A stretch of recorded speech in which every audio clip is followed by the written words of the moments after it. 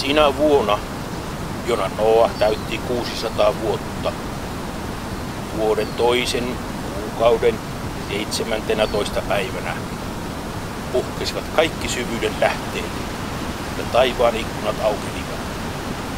Maan päällä satoi rankasti 40 päivää ja 40 yötä.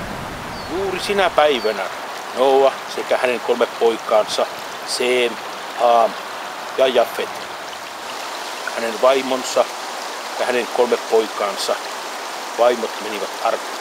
Heidän lisäkseen arkkiin meni kaikkia villieläimiä, karjaeläimiä ja maalla liikkuvia pikkueläimiä sekä kaikkia lintuja kuin muitakin siivekkäitä.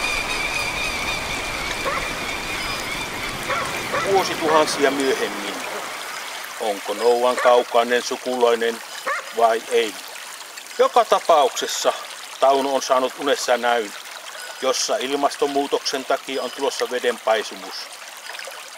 Hän on koonnut itsensä raittiin oloiseksi, kerännyt tulevaan arkkiinsa, sanotaan veneeseen, tahi jonkinlaiseen ruuheen villieläimen, kun muutakaan ei ollut saatavilla. Miten käy Taunon vedenpaisumusta odotellessa? Muuttuuko hiilinielu? Ja kostuuko pelkästään Taunon nielu?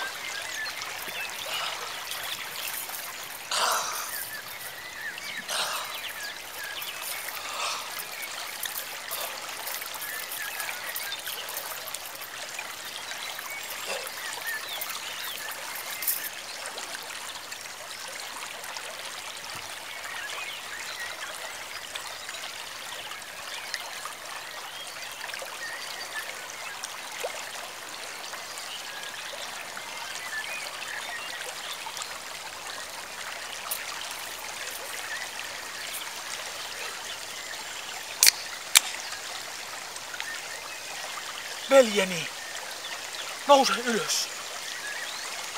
Ota tästä. Vedenpaisumus. Se on ohi. Se oli vain unta. Pahaa unta. Lähtekäämme, veljeni. Lähtekäämme takaisin sivistyksen pariin. Sinä sinne. Jää odottamaan seuraavaa unta.